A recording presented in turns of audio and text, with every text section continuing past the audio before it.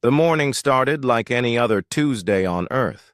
People went to work, children went to school, and the world moved forward as it always had. Then the sky changed. At exactly 11:47 a.m. Greenwich Mean Time, massive shadows fell across every major city on the planet. The objects casting these shadows were ships. Alien ships. They hung in the air like enormous metal mountains, each one the size of a small country. Their hulls were dark gray and covered with strange patterns that seemed to move when you looked. At them, Admiral Jake Morrison was drinking coffee in his office at Luna Base when the alert started flooding in.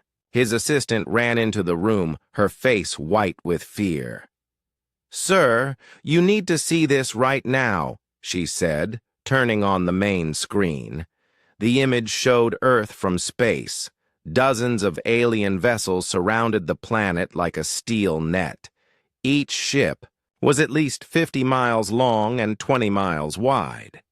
They made Earth's most advanced warships look like toys. Jake set down his coffee cup with shaking hands. In 30 years of military service, he had never seen anything like this. Nobody had. "Get me President Sullivan on the secure line," he ordered, "and alert all fleet commanders. This is not a drill." On Earth, billions of people stood in the streets, looking up at the massive ships that blocked out the sun. Cars stopped in the middle of highways.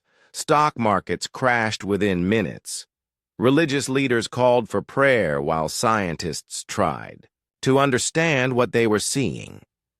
Then the alien spoke. Every television, radio, computer, and phone on Earth suddenly displayed the same image. It was a creature that looked almost human, but not quite. It was taller than any person, with pale blue skin and eyes that were completely black. When it spoke, its voice was heard in every language at once. "People of Earth," the alien said, "I am Commander Vex of the Zephyrian Empire. Your planet has been selected for integration into our domain. You have 72 hours to surrender completely. Your governments will dissolve. Your military forces will stand down. Your people will accept their new role as workers in our empire." The alien paused, and its black eyes seemed to look directly at everyone watching. "If you refuse, we will demonstrate why resistance is pointless. Your cities will burn. Your armies will fall. Your species will end. This is not a negotiation. This is a fact." The transmission ended, leaving Earth in stunned silence. President Kate Sullivan was in the White House Situation Room within minutes. Military leaders, scientists, and government officials filled the room, all talking at once. Everyone had the same question. What could they do against ships that size? "Admiral Morrison is en route from Luna Base," reported General Chris Martinez, "but our entire space fleet couldn't scratch the paint on one of those things." "What about nuclear weapons?" asked someone. Dr. Patricia Webb, the president's science advisor, shook her head. "We detected energy shields around each ship. They're using technology we can barely understand, let alone fight." President Sullivan looked around the room at the faces of America's best and brightest. They all looked defeated before the fight even started. "There has to be something," she said. "We can't just give up." On Luna Base, Admiral Morrison was having the same conversation with his senior staff. Captain Ryan Cooper, one of their best pilots, stood at the tactical display studying the alien ships. "They're not even trying to hide their strength," Ryan said. "Look at their formation. They want us to see how powerful they are." "Because they don't think we're a threat," replied Commander Dan Miller. "To them, we're probably like ants looking up at elephants." Admiral Morrison stared at the display for a long moment. Then he walked to his private terminal and entered a code that only 3 people on Earth knew, a new screen appeared, showing a single line of text. Project Black Armada. "Classified, sir?"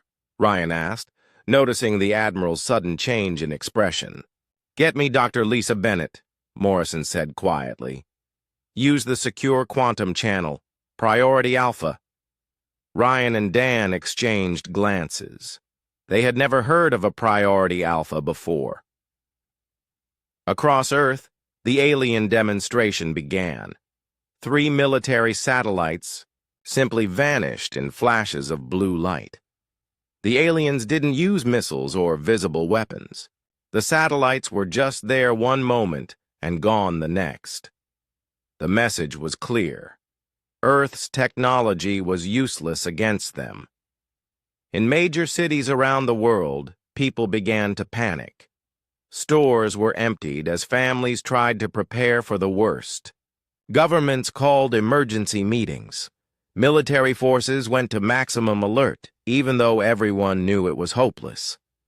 But 60 miles beneath the Pacific Ocean, in a facility that didn't exist on any official map, Dr. Lisa Bennett received Admiral Morrison's call. "Jake," she said, her voice calm despite the chaos above. "I've been watching the news. Are we moving to Phase 3?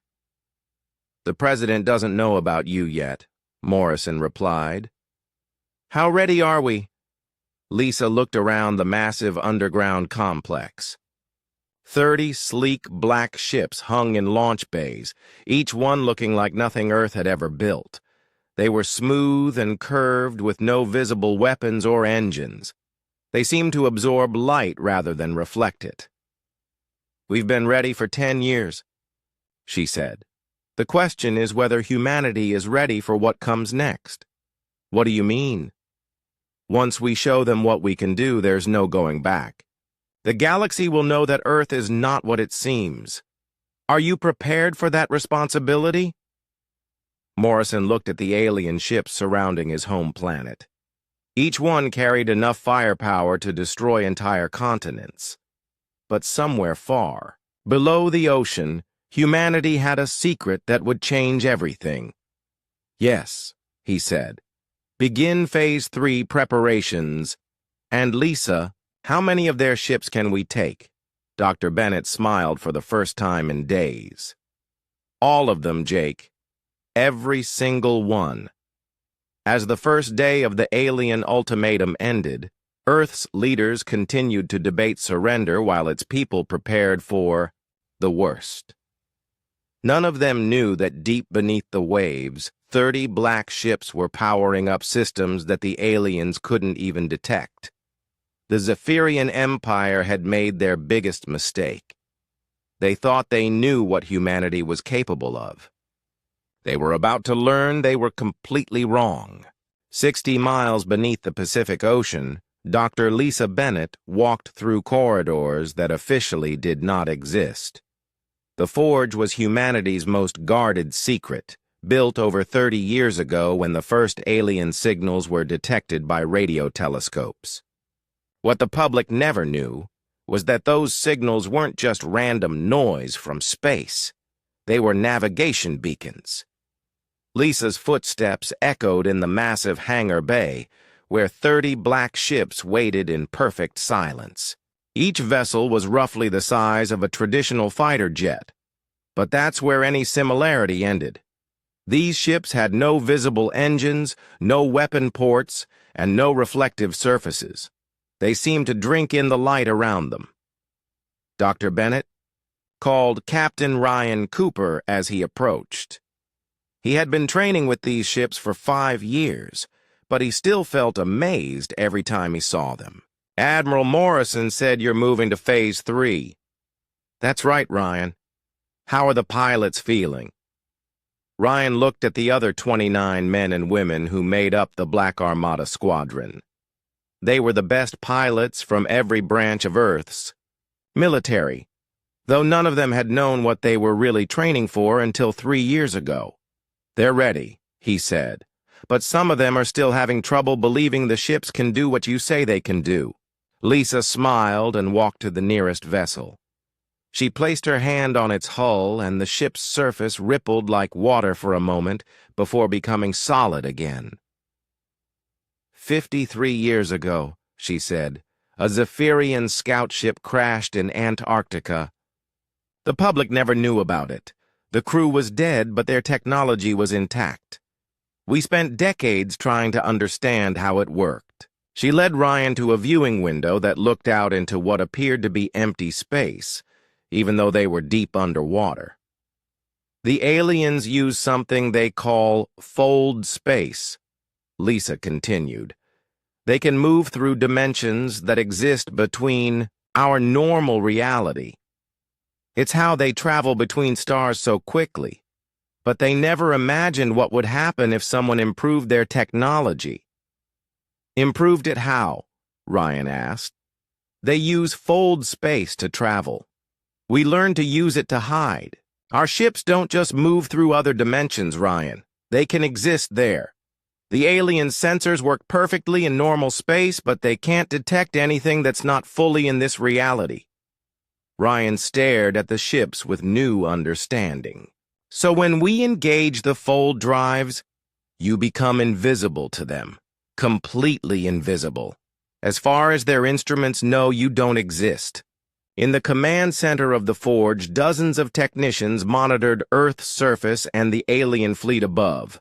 Dr. Patricia Webb, who the president thought was just a science advisor, was actually Lisa's partner in the Black Armada project. Patricia, Lisa said as she entered the command center. What's the status up there? The aliens destroyed 3 more satellites an hour ago, Patricia reported. They're making sure everyone understands their power. The president is getting pressure from other world leaders to negotiate. And what does she want to do? She wants to fight. But she doesn't think we have any weapons that can hurt them. Should we tell her about us?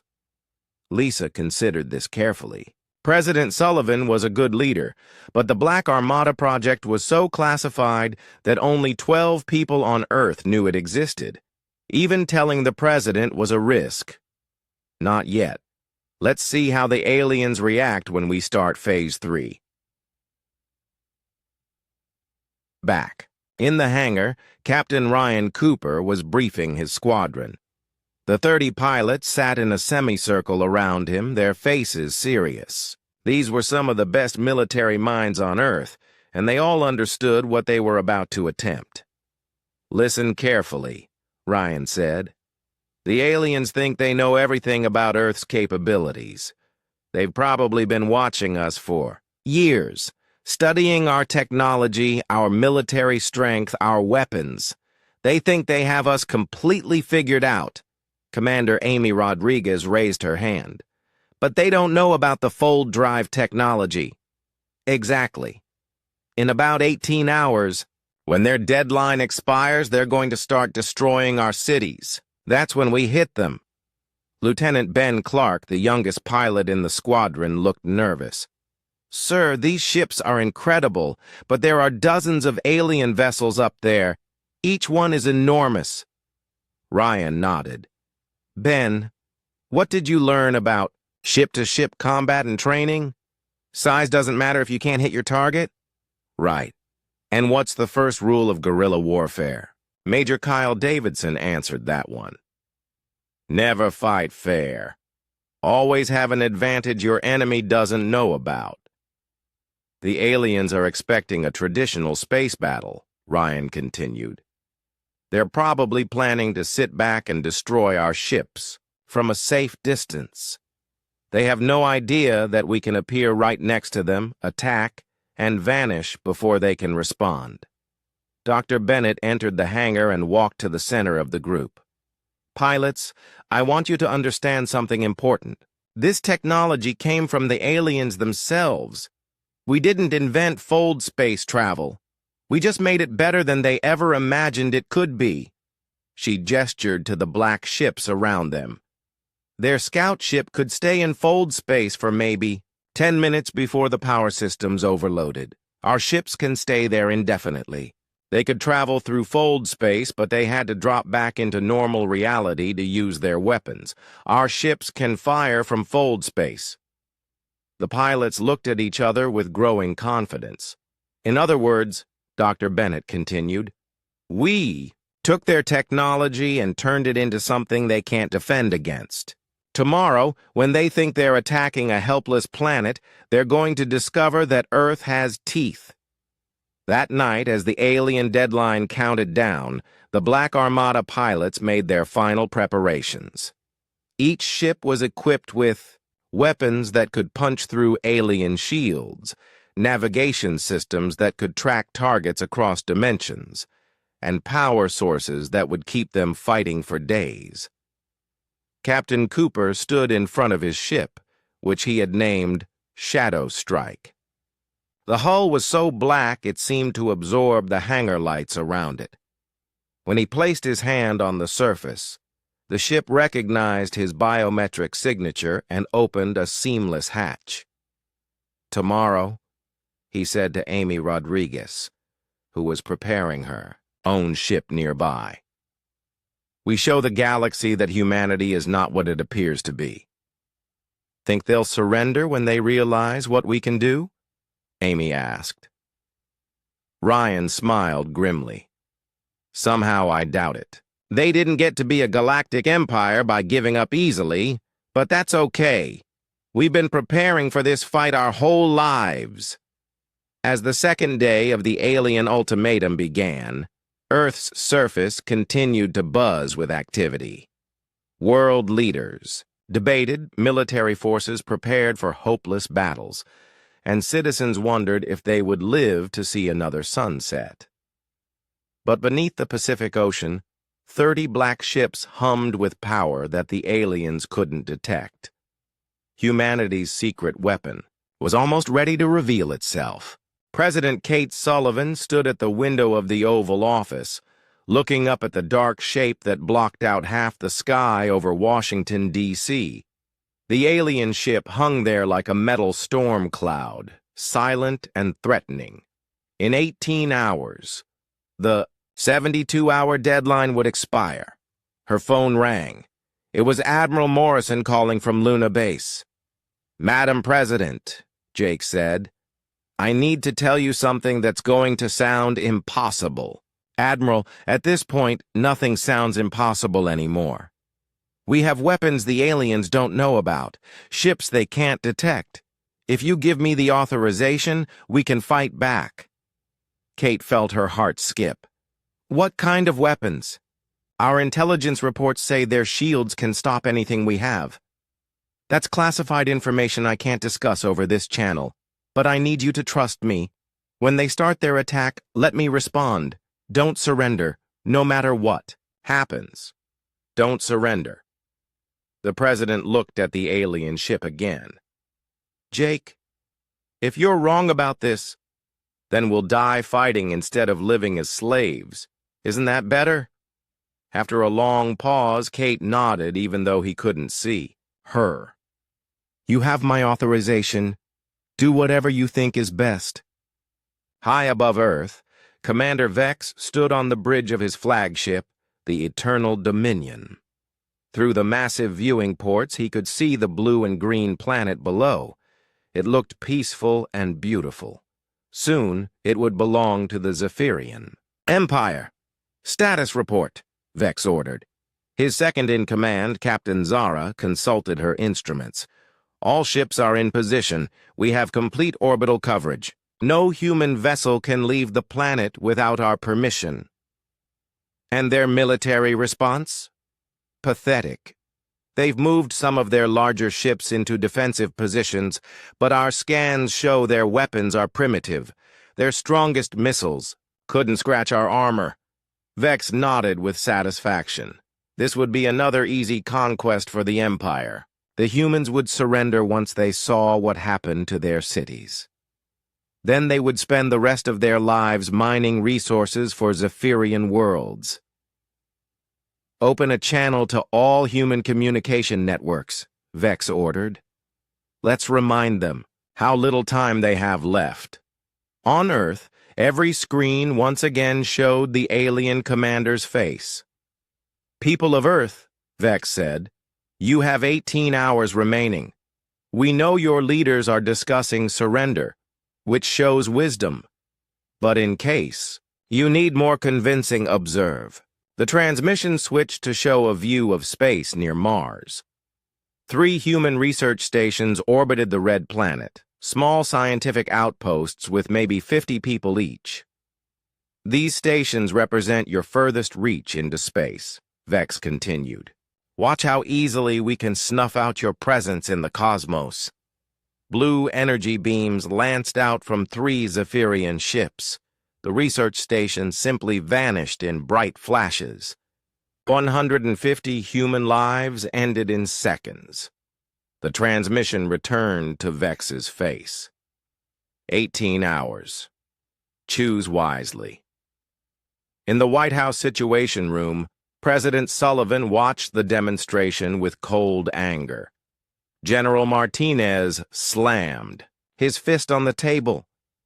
"Those were civilian scientists," he said. "Doctors, researchers, people who never hurt anyone." "And that's just the beginning," replied Dr. Webb, who was secretly coordinating with the Forge.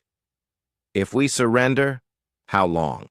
Before they decide Earth has too many people? How long before they start deciding who lives and who dies?" President Sullivan looked around the room. "Admiral Morrison says we have options. I'm going to trust him." Meanwhile, beneath the Pacific Ocean, the Black Armada was making final preparations. Captain Ryan Cooper ran through his pre-flight checklist for the 100th time.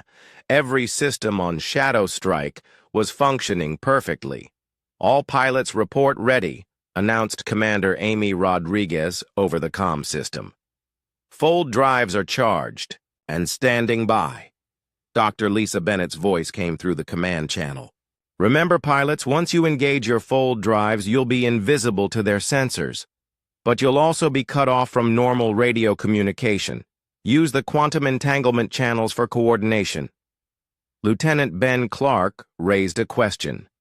"Doctor, what if they have weapons we don't know about? What if they can hurt us even when we're in fold space?" "Then we'll find out together, Ben. But remember, this technology came from them originally. If they had defenses against it, they would have built them into their scout ship. They didn't." In the alien fleet, Commander Vex was growing impatient. The humans were taking too long to respond to his demonstration. Perhaps they needed a stronger message. "Captain Zara, select a human city for another demonstration. Something large enough to be visible from orbit."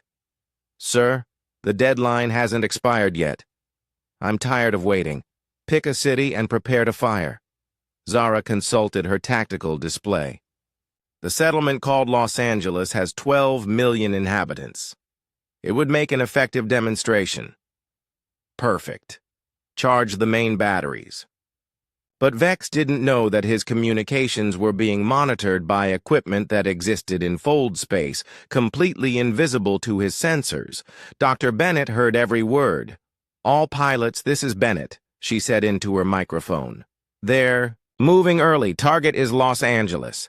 Launch immediately. Repeat, launch immediately." In the hangar bay of the Forge, 30 black ships rose from their docking clamps. There was no sound, no visible exhaust, no dramatic effects. They simply lifted smoothly and moved toward the launch tubes. Captain Cooper felt his ship accelerate through the underwater tunnel that led to the ocean surface. In seconds, Shadow Strike broke through the waves and climbed toward space. But the moment he activated his fold drive, the ship vanished completely. One by one, all 30 ships of the Black Armada disappeared from normal reality. To any observer, they simply stopped existing. But they were there, moving through the space between dimensions, racing toward the alien fleet that hung unsuspecting above Earth. "This is Cooper to all Black Armada units," Ryan said over the quantum channel. "Remember, we hit them fast and hard. No mercy. They just threatened 12 million innocent people." "Copy that, Cooper," replied Amy Rodriguez. "Target the ship. Preparing to fire on Los Angeles?" "Affirmative. That one dies first." Above Earth, Commander Vex watched his weapons officer charge the main guns. In a few minutes, the humans would watch one of their largest cities burn. Then they would surely surrender. "Sir," Captain Zara said suddenly, "we're detecting some kind of power fluctuation in the local space around our fleet." "What kind of fluctuation?" "Unknown. It's very faint, almost like sensor shadows. But there's nothing there." Vex looked at his instruments. Empty space surrounded his ships. Nothing moved except his own vessels and the planet below. Probably interference from the planet's magnetic field, he decided. Proceed with the attack. He had no idea that 30 invisible ships were already moving into attack position, armed with weapons designed to turn Zephyrian technology against itself. The aliens thought they were about to destroy a defenseless city. Instead, they were about to discover that Earth had been ready for this fight for 30 years. Commander Vex stood on the bridge of the Eternal Dominion, watching his weapons officer prepare to demonstrate Zephyrian power. The main batteries were almost fully charged. In 60 seconds, the human city called Los Angeles would be nothing but ash and memories. "Target confirmed," announced the weapons officer. "Firing solution locked." "Fire when ready," Vex ordered. At that exact moment, Captain Ryan Cooper materialized his ship directly above the alien flagship. Shadow Strike dropped out of fold, space less than a mile from the massive vessel's hull, invisible 1 second and fully real the next. "This is for the research stations," Ryan said, and fired. The weapons that Dr. Bennett's team had designed were unlike anything seen in galactic warfare. Instead of trying to overpower alien shields with brute force, they used the aliens' own technology against them. The energy beam that lanced out from Shadow Strike didn't just penetrate the Zephyrian shields, it turned them inside out. The Eternal Dominion shook as its own defensive systems began tearing the ship apart from within. Hull plates buckled. Weapon systems exploded and atmosphere vented into space through dozens of sudden breaches. "What was that?" Vex shouted, stumbling as his ship lurched sideways. "Unknown attack, sir. Shields are down. Hull integrity failing." But before Vex could respond, 29 more black ships materialized around his fleet. The Black Armada had arrived. What followed was not a battle. It was a slaughter. Commander Amy Rodriguez appeared directly behind a Zephyrian cruiser and fired a spread of quantum torpedoes. The weapons phased through the ship's armor as if it weren't there, then exploded inside the vessel's core. The cruiser broke in half and tumbled toward Earth's atmosphere. Lieutenant Ben Clark, despite his nervousness during training, showed no fear in actual combat. His ship, Night Hunter, danced between alien vessels like a ghost, firing precision shots that disabled weapons systems and engines. 3 enemy ships found themselves crippled and drifting within the first minute of fighting. Major Kyle Davidson took a different approach. His ship, Silent Death, appeared directly in front of an alien destroyer's bridge. The aliens had just enough time to see their doom before Kyle fired a concentrated beam that vaporized the command section. The ship went dark and began spinning helplessly. "This is impossible!" Captain Zara screamed on the alien command frequency. "Where are these ships coming from? Our sensors show nothing." Commander Vex tried to regain control of the situation. "All ships return fire. Target anything that moves." But the Zephyrian fleet couldn't target what they couldn't see. The Black Armada ships would appear long enough to fire, then vanish back into fold space before return fire could reach them. To the aliens, it was like fighting shadows that could kill. The Eternal Dominion was dying around Vex.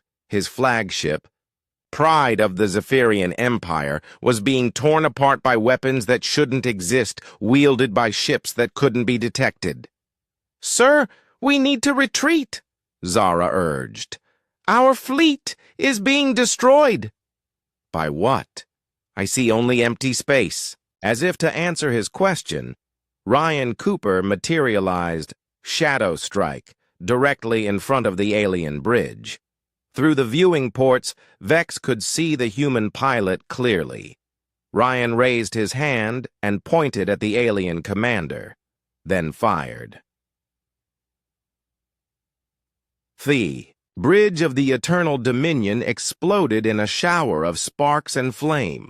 Emergency systems engaged as the command section lost atmosphere. Vex found himself in an environment suit, watching his proud flagship die around him. Across the fleet, the story was the same. Ships that had conquered dozens of worlds were being destroyed by an enemy they couldn't see coming. The Zephyrian Empire had ruled the galaxy for 1,000 years, and they had never faced anything like this. "Emergency transmission to all ships," Vex ordered through his suit radio. "Retreat to minimum safe distance. We need time to understand what we're facing." But the Black Armada wasn't finished. As the surviving alien ships tried to pull back, the human pilots pursued them. Ships would appear in their path, fire devastating. Salvos, then vanish before the aliens could respond. Commander Dan Miller, flying Storm Shadow, appeared directly underneath a fleeing alien battleship. His ship's weapons tore through the vessel's belly armor like paper. Internal explosions lit up the ship from within as vital systems failed. "This is Miller to all units," Dan announced. "They're trying to retreat. Don't let them regroup." The hunt continued for another 30 minutes. When it was over, the mighty Zephyrian fleet had been reduced to smoking wreckage. Of the original 60 ships that had surrounded Earth, only 12 remained functional. The rest were either destroyed or crippled beyond repair. On Earth, people watched the alien ships burning in orbit and couldn't understand what they were seeing. The news reporters had no explanation for how the massive alien vessels had suddenly started exploding. There were no visible human ships in space, no missiles being fired from the ground. The alien fleet was simply destroying itself. President Sullivan watched the tactical display in the White House Situation Room. "Admiral Morrison, are you seeing this?" Jake's voice came through clearly from Luna Base. "Yes, Madam President. Our defensive systems are working better than expected." "What defensive systems? I don't see any of our ships up there." "That's the point, ma'am. You're not supposed to see them." In the command center of the Forge, Dr. Lisa Bennett watched her life's work prove itself in the most dramatic way possible. For 30 years, she had prepared for this moment. Now humanity's secret weapon was showing the galaxy that Earth was not defenseless. "Status report," she called to her tactical officer. 48 enemy ships destroyed or disabled," came the reply. 12 ships attempting to retreat, no damage to Black Armada units, 0 casualties on our side." Lisa allowed herself a small smile. The aliens had come to Earth expecting easy conquest. Instead, they had run into technology that was 50 years more advanced than their own.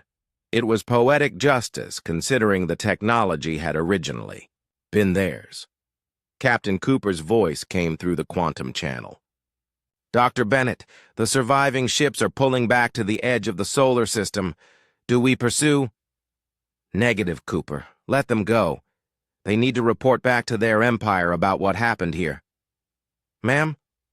"Ryan, this isn't just about defending Earth. This is about sending a message to every hostile species in the galaxy. Today, the universe learns that humanity is not what it appears to be." Commander Vex, floating in the wreckage of his flagship, stared at the blue planet that had just humiliated the greatest fleet in Zephyrian history. Somehow, the primitive humans had weapons that could appear from nowhere and disappear just as quickly. Technology that could turn Zephyrian shields into weapons against themselves. "Captain Zara," he said into his emergency communicator, "do we have any ships capable of faster-than-light travel?" "3 vessels, sir. Barely functional, but they can reach Empire space. Send them immediately. Full priority transmission to the High Command." "Tell them." Vex paused, struggling to find words for what had just happened. "Tell them that Earth is not what we thought it was. Tell them we need reinforcements. Lots of reinforcements." But as he gave that order, Vex had no idea that his emergency transmission was being monitored by the same invisible ships that had destroyed his fleet. Dr. Bennett and her team now knew exactly where the Zephyrian homeworld was located. The aliens had come to conquer Earth. Now Earth knew where to find them.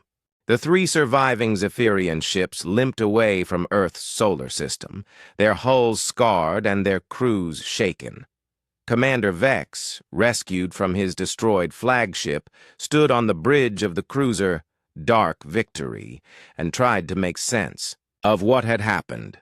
"Communications officer," he ordered, "send a priority transmission to the High Command. Tell them we encountered unprecedented resistance at Earth."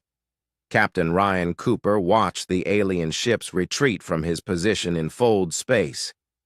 Shadow Strike was invisible to their sensors, following them at a safe distance.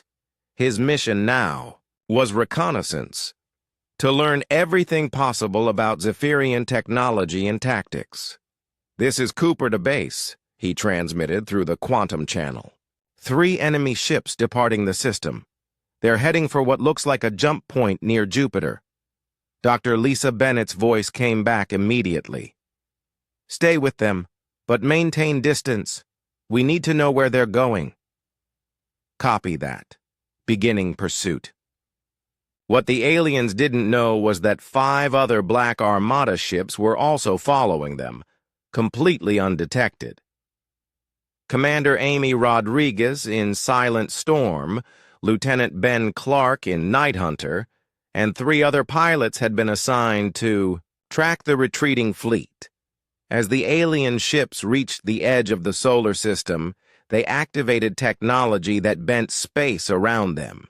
In a flash of twisted light, they vanished into faster-than-light travel. "They just jumped," Ryan reported, "but our sensors got a lock on their destination vector." "Excellent," Dr. Bennett replied. "Return to base. We have work to do." But unknown. To both sides, the real hunt was just beginning. In the depths of space between star systems, the damaged Zephyrian ships flew toward their homeworld of Zephyr Prime. Commander Vex spent the journey trying to write a report that would explain their defeat without sounding insane. How could he tell the High Command that Earth had ships that could appear and disappear at will? How could he explain that human weapons could turn Zephyrian shields against themselves? Most importantly, how could he convince them that the primitive planet they had chosen for conquest was actually more advanced than the Empire itself? "Sir," interrupted Captain Zara, "we're receiving strange readings from our escort ships." Vex looked up from his report. "What kind of readings?" "Very faint energy signatures, like sensor shadows. The same anomalies we detected around Earth before the attack." A cold fear settled in Vex's stomach.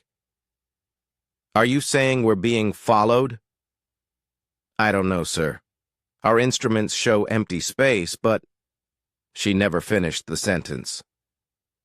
Shadow Strike materialized directly in front of the lead Zephyrian ship, its black hull gleaming in the starlight. Ryan Cooper had decided it was time to send another message. "This is Captain Cooper of the Earth Defense Force," he transmitted on all Zephyrian frequencies. "Your invasion of our system has failed. You will now deliver a message to your leaders." Vex stared at the impossible ship hanging in space before them. It was smaller than a Zephyrian fighter, but he had seen what those weapons could do. What message?" Vex asked. "Earth is under human protection. Any further attempts to invade our space will result in the complete destruction of your fleet. This is your only warning." Before Vex could respond, 4 more black ships materialized around his small convoy. The aliens were completely surrounded by enemies they couldn't detect until it was too late. "Furthermore," Ryan continued, "we now know the location of your homeworld. Do not test our resolve." Commander Amy Rodriguez opened a channel from Silent. "Storm. Commander Vex, you killed 150 innocent scientists at our Mars research stations. That debt will be paid." "What do you want from us?" Vex asked, his voice shaking. "We want you to go home," Amy replied. "Tell your leaders what happened here. Tell them that humanity is not what you thought we were. Tell them that Earth has weapons they cannot imagine and ships they cannot see." Lieutenant Ben Clark added his own message from Night Hunter.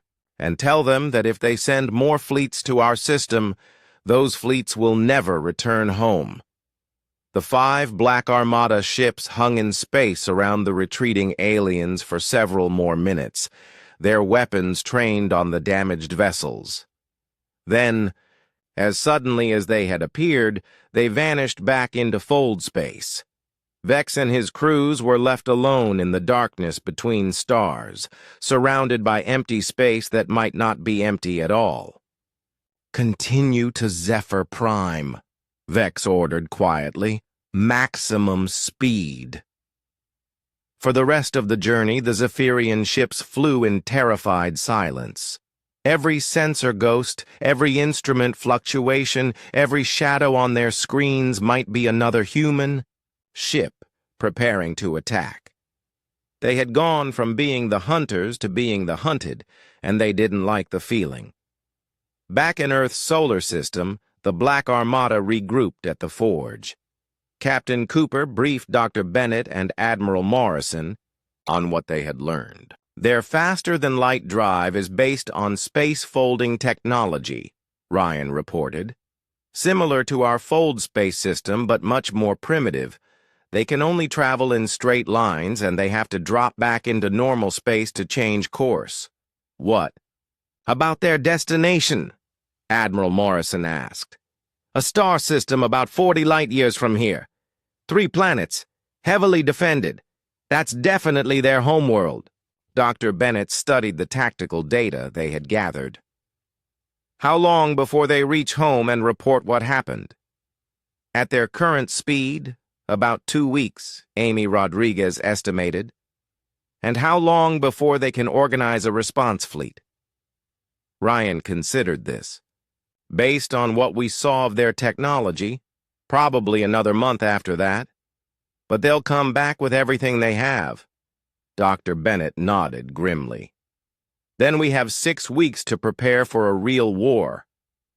Admiral Morrison looked around the command center of the Forge. 30 years ago, this facility had been built to defend Earth from alien invasion. Today, it had succeeded beyond their wildest dreams. But now they faced a new challenge. "Lisa," he said, "how many more Black Armada ships can we build in 6 weeks?" "With our current resources, maybe 20. But Jake, I don't think we should wait for them to come to us." "What do you mean?" Dr. Bennett called up a star chart showing the path to Zephyr Prime. "They think they know where Earth is, but they have no idea what Earth is capable of.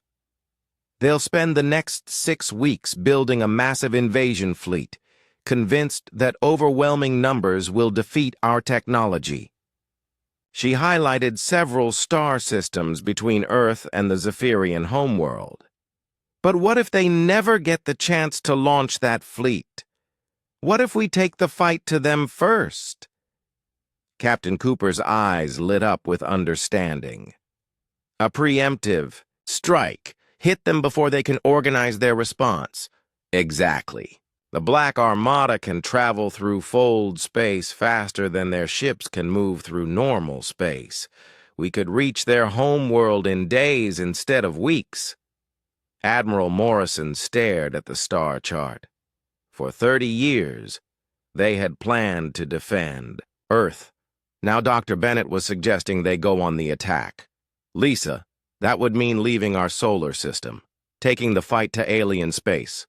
Are we ready for that kind of operation? Dr. Bennett looked at the 30 pilots who had just proven that human technology could defeat anything the galaxy had to offer. Jake, 6 hours ago, the most powerful fleet in the galaxy was orbiting our planet, preparing to destroy our cities and enslave our people. Now that fleet is running home in terror, carrying word that Earth is not defenseless. She gestured to the tactical displays showing the wreckage of alien ships still burning in Earth's orbit. I think we're ready for whatever comes next. 2 weeks after the battle over Earth, Commander Vex's battered ships finally reached Zephyr Prime. The alien homeworld was a massive planet covered in gleaming metal cities and defended by orbital stations that could destroy entire fleets. It was the heart of an empire that had ruled the galaxy for 1,000 years.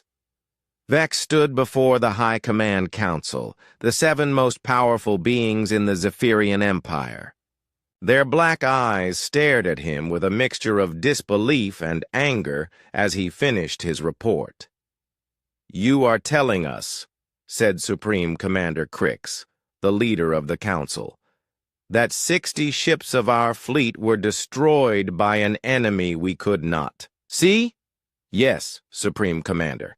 The humans have technology that allows their ships to exist outside normal space. They can appear anywhere, attack, and vanish before we can respond." "Impossible," declared War Leader Zex. "No species in the galaxy has mastered dimensional warfare to that degree. Even we can only use fold space for travel." Vex activated a holographic display showing the wreckage around Earth. "This is what remains of our fleet, Supreme Commander. The humans did this in 30 minutes. The council members exchanged glances. For 1,000 years, the Zephyrian Empire had been the dominant force in the galaxy. No species had ever successfully resisted their conquest fleets. "If what you say is true," Supreme Commander Crix said slowly, "then these humans represent a threat to the Empire itself." "What are your orders, Supreme Commander?" Vex asked. "We will assemble the greatest fleet in our history, 500 ships, the entire 7th Battle Group supported by the 3rd and 5th Assault Wings. We will turn Earth into ash and end this threat forever." But unknown to the Zephyrian leaders, their secure council chambers were being monitored by technology they couldn't detect. A single Black Armada reconnaissance probe hung in fold space near their homeworld, recording every word they spoke. Back on Earth, Dr. Lisa Bennett listened to the alien conversation with Admiral Morrison and President Sullivan. They were meeting in the deepest levels of the Forge, surrounded by the most advanced technology humanity had ever created. 500 ships, President Sullivan said grimly. "Can we handle that many?" "Not in a direct battle," Dr. Bennett admitted. "But we're not going to fight them directly." She called up a 3-dimensional map of the galaxy around Zephyr Prime. "The aliens are making the same mistake they made when they attacked Earth. They think they understand what they're facing." Admiral Morrison studied the tactical display. "What's your plan, Lisa?" "The Zephyrians are used to fighting enemies they can see and understand. They'll build their fleet expecting a traditional space battle, but we're not going to give them one." Dr. Bennett highlighted several key installations around the alien homeworld. These are their shipyards, their fuel depots, their command centers, all heavily defended against normal attack, but not against ships that can appear inside their shields. Captain Ryan Cooper entered the briefing room, still wearing his flight suit. He had just returned from another reconnaissance mission to Zephyrian space. "What did you learn, Ryan?" Dr. Bennett asked. "They're building their fleet exactly where we predicted," Ryan reported. "Massive construction yards in orbit around their homeworld. Hundreds of ships in various stages of completion. But here's the interesting part. They're all designed to fight conventional enemies, meaning heavy armor, powerful shields, long-range weapons, everything built for ship-to-ship combat at extreme distances. Nothing that could track or target a ship in fold space." President Sullivan looked around the room. "So you're proposing we attack their homeworld directly?" "More than that," Dr. Bennett said. "We're proposing we end their ability to threaten anyone ever again." She highlighted the alien shipyards on the display. "If we destroy their construction facilities, their fuel production, and their command structure, the Zephyrian Empire collapses. They've conquered so many worlds that their military is spread across half the galaxy. Without their central coordination, those occupation forces become isolated and vulnerable." Admiral Morrison nodded slowly. "A decapitation strike. Cut off. The head and the body dies." "But this isn't just about military strategy," Dr. Bennett continued. "This is about sending a message to every aggressive species in the galaxy. Today, they learn that threatening Earth has consequences." Captain Cooper consulted his mission reports. "I've been tracking their patrol patterns around Zephyr Prime. They have 3 defensive rings, outer system monitors, orbital defense platforms, and close-in protection around the planet itself, all designed to stop conventional attacks. Can you get through them?" President Sullivan asked. Ryan smiled. "Madam President, those defenses can't stop what they can't see. We can appear directly inside their strongest shields." Commander Amy Rodriguez entered the briefing room, followed by the rest of the Black Armada pilots. Over the past 2 weeks, they had been conducting reconnaissance missions throughout Zephyrian space, mapping their defenses and learning their weaknesses. "Pilots," Dr. Bennett said, "you've all seen their preparations. Are we ready to take this fight to their home world?" Lieutenant Ben Clark, who had been nervous before the first battle, now spoke with the confidence of a veteran. "Doctor, after what we saw them do to our research stations, I think it's time they learned what happens when you threaten humanity." Major Kyle Davidson added, "Their empire is built on fear. They conquer worlds because no one can fight back. Effectively, it's time someone showed the galaxy that bullies can be stopped." Dr. Bennett looked around the room at the faces of humanity's greatest secret weapon, 30 pilots who had already proven they could defeat any enemy in the galaxy. "The attack will begin in 72 hours, she announced. "We'll hit their shipyards, their command centers, and their fuel production facilities simultaneously. By the time they realize what's happening, their ability to threaten anyone will be gone." President Sullivan stood up. "Dr. Bennett, Admiral Morrison, Captain Cooper, you have the full authorization of the United States government and our allied nations.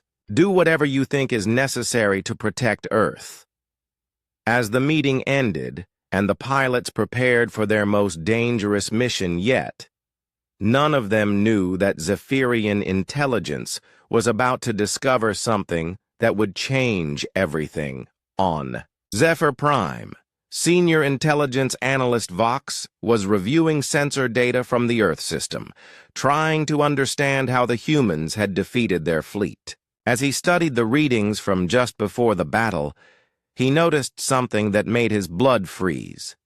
There had been power fluctuations in empty space around their ships, tiny anomalies that their sensors had dismissed as background radiation. But when Vox analyzed them more carefully, he realized what they actually were. The humans hadn't surprised them with a sudden attack. The human ships had been there all along, invisible and watching, waiting for the perfect moment to strike. If the humans could hide their ships that completely, if they could spy on Zephyrian forces without being detected, then they knew everything about the Empire's defenses. They knew about the fleet being assembled to attack Earth. Vox reached for his communicator to warn the High Command, but he was already too late. 40 light-years away, 30 black ships were already moving through fold space toward Zephyr Prime. Invisible to every sensor in the galaxy, and armed with enough firepower to end the Zephyrian Empire forever. The Black Armada emerged from fold space at the edge of the Zephyr Prime system like ghosts materializing from another dimension. 30 ships hung invisible in the darkness between stars, their crews studying the alien homeworld that had never known the touch of war. Captain Ryan Cooper looked at his tactical display from the bridge of Shadow Strike. The Zephyrian homeworld was exactly as their reconnaissance had described, a massive planet surrounded by 3 rings of defensive stations, with hundreds of ships under construction in orbital shipyards. "This is Cooper to all units," he transmitted, through the quantum channel. "Target assignments confirmed. Remember, we hit everything at once. No survivors, no warnings, no mercy." The plan was simple in concept, but devastating in execution. The Black Armada would strike every critical target simultaneously. The orbital shipyards building the invasion fleet, the fuel production facilities that powered Zephyrian ships, the command centers that coordinated their empire, and the defensive platforms that protected their homeworld. Commander Amy Rodriguez studied her assigned target from Silent Storm. The primary shipyard was a massive construction facility where 50 of the new invasion ships were nearing completion. Each vessel was larger than anything in Earth's fleet, designed to carry thousands of troops and weapons capable of destroying continents. "Rodriguez to Cooper," she said. "Shipyard Alpha is heavily defended. They have energy shields and automated defense turrets." "Understood. Remember, their defenses are designed to stop conventional attacks. They can't target what they can't see." Lieutenant Ben Clark was assigned to the fuel production stations orbiting the system's gas giant. These facilities processed the exotic matter that powered Zephyrian faster-than-light drives. Without them, the alien fleet would be stranded in normal space. "Clark here," he reported. "Multiple fuel platforms detected. Beginning approach." Major Kyle Davidson had drawn what many considered the most dangerous assignment: the command complex on Zephyr Prime itself. The planet's surface was protected by atmospheric shields and ground-based weapons that could destroy anything trying to enter the atmosphere. "Davidson in position over the homeworld," he announced. "Their planetary shields are impressive. Too bad they won't help." Dr. Lisa Bennett monitored the attack from the forge, watching as 30 years of preparation came to its ultimate test. Each Black Armada ship was equipped with weapons specifically designed to exploit Zephyrian technology's weaknesses. "All units, this is Bennett," she transmitted. "Remember, the goal isn't just to destroy their current fleet. We're ending their ability to threaten anyone ever again. Begin the attack." The assault began with Commander Amy Rodriguez materializing, Silent Storm, directly inside the primary shipyard's shields. The massive construction facility was bustling with activity as thousands of alien workers rushed to complete the invasion fleet. They never saw death coming. Amy's weapons tore through, The shipyard's support structures, like they were made of paper. Half-completed warships exploded as their fuel systems overloaded. Construction gantries collapsed, crushing workers and equipment beneath tons of twisted metal. Shipyard Alpha is burning, Amy reported calmly. Moving to secondary targets. Across the system, Lieutenant Ben Clark appeared inside the defensive perimeter of the fuel processing stations. The platforms were enormous industrial complexes, each one capable of refining enough exotic matter to power 100 ships. Ben's approach was methodical and thorough. He didn't just destroy the facilities, he made sure they could never be rebuilt. Quantum torpedoes phased through the station's armor and detonated inside their reactor cores. The explosions were visible from light years away as compressed matter returned to its natural state in violent bursts of energy. Fuel production. Offline, Ben announced. All 7 platforms destroyed. On the surface of Zephyr Prime, Supreme Commander Crix was meeting with his war leaders when alarms began blaring throughout the command complex. The first reports were confusing and contradictory. Their orbital facilities were exploding, but no attacking ships had been detected. "This is impossible!" War Leader Zex shouted. "Our sensors show no enemy vessels in the system."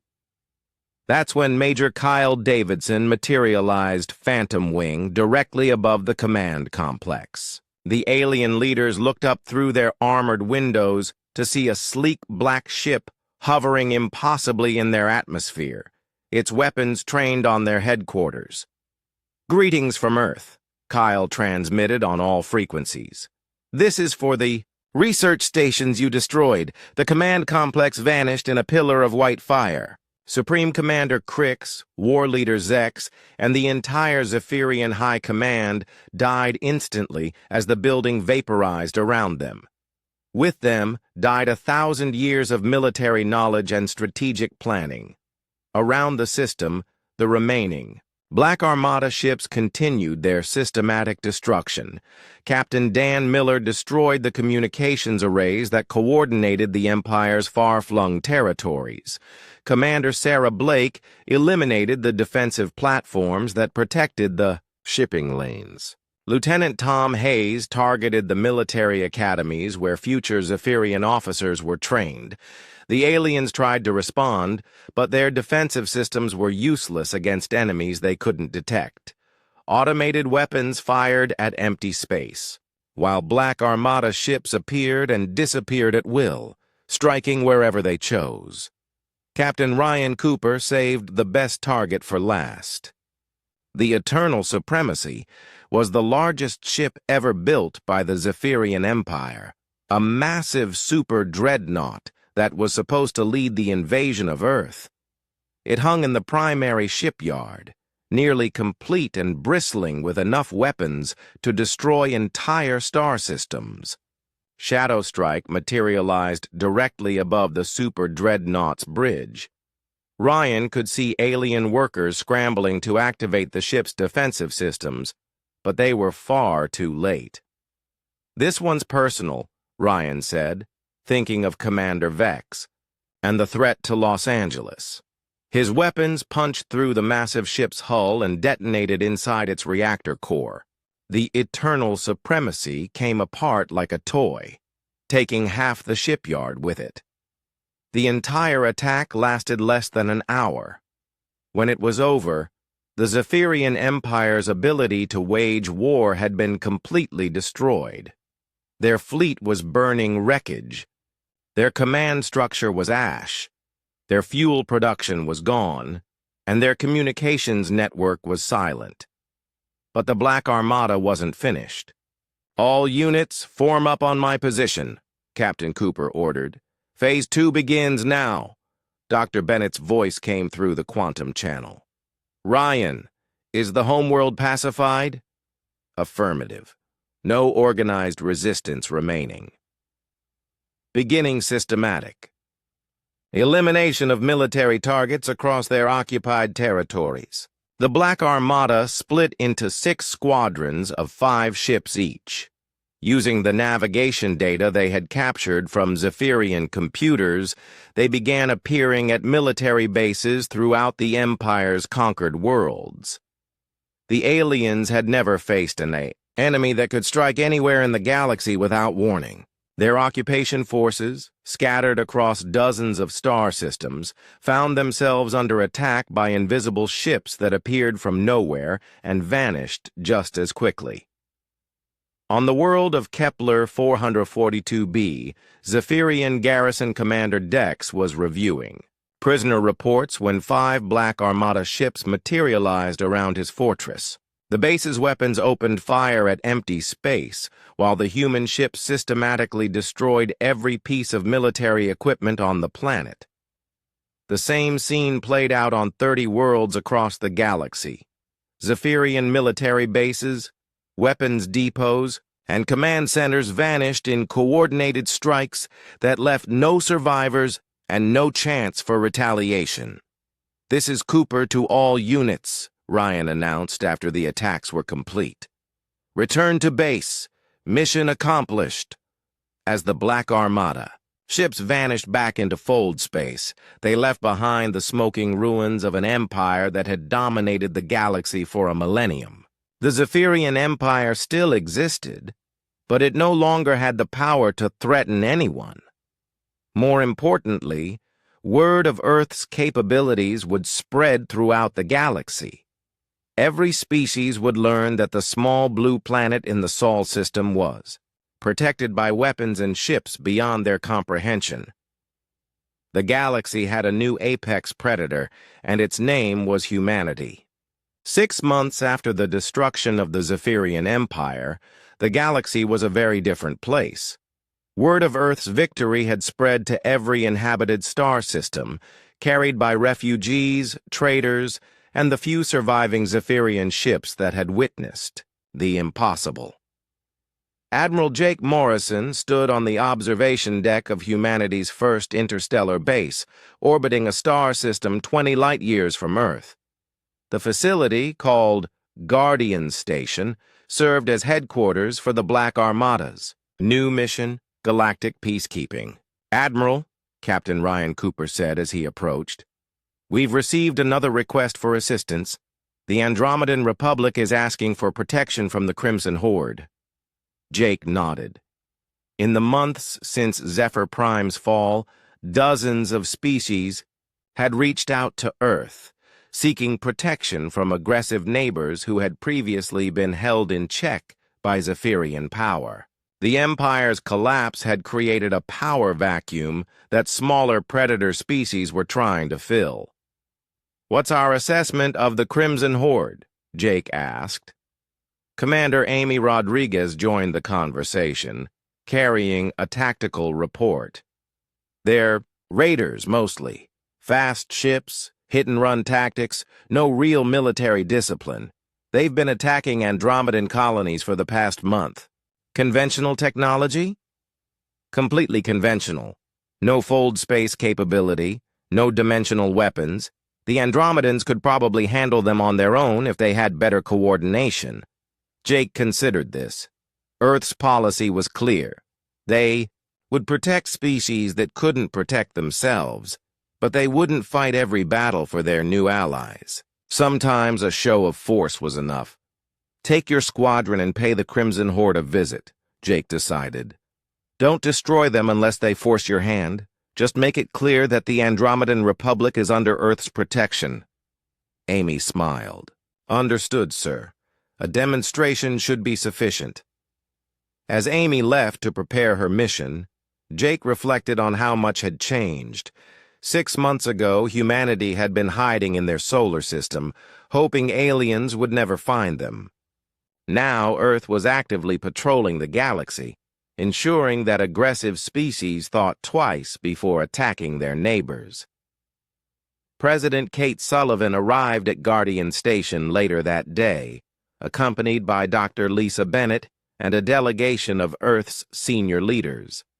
They were here for the formal establishment of the Galactic Protection Alliance, a treaty organization that would coordinate defense efforts across friendly species. "How many worlds have signed the treaty?" President Sullivan asked as they toured the station's command center. 47 so far, Dr. Bennett replied, including some species that were previously enemies of each other. Amazing how the threat of human intervention encourages diplomatic solutions. They paused at a tactical display showing current Black Armada positions across the galaxy. 30 ships patrolled an area of space that would have taken the old Zephyrian Empire hundreds of vessels to monitor. The beauty of our system, Dr. Bennett explained, is that we don't need to be everywhere at once. We just need potential aggressors to know that we can be anywhere at any time. Captain Dan Miller approached, the group saluting President Sullivan. Madam President, we've received a diplomatic message from the Zephyrian survivors. They're requesting a meeting. What kind of meeting? Jake asked. They want to formally surrender and discuss terms for the remaining territories under their control. President Sullivan exchanged glances with Dr. Bennett.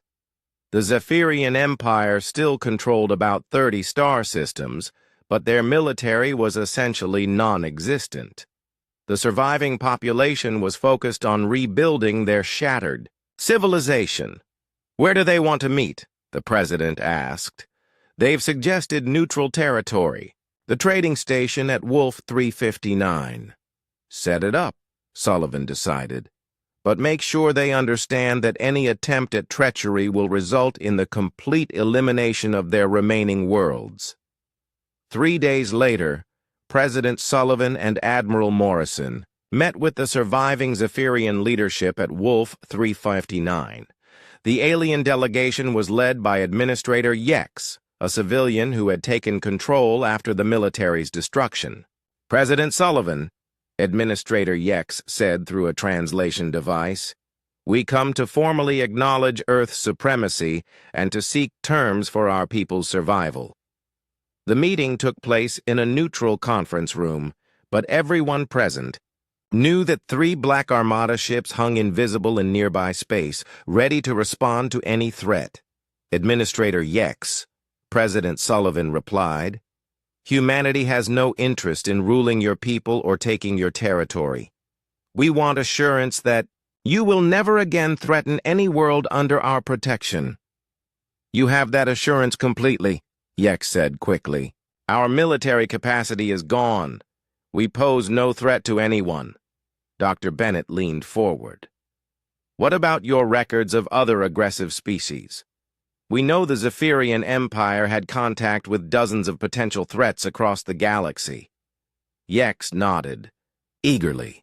We will share all our intelligence files, species locations, military capabilities, territorial disputes, everything we know about potential sources of galactic instability.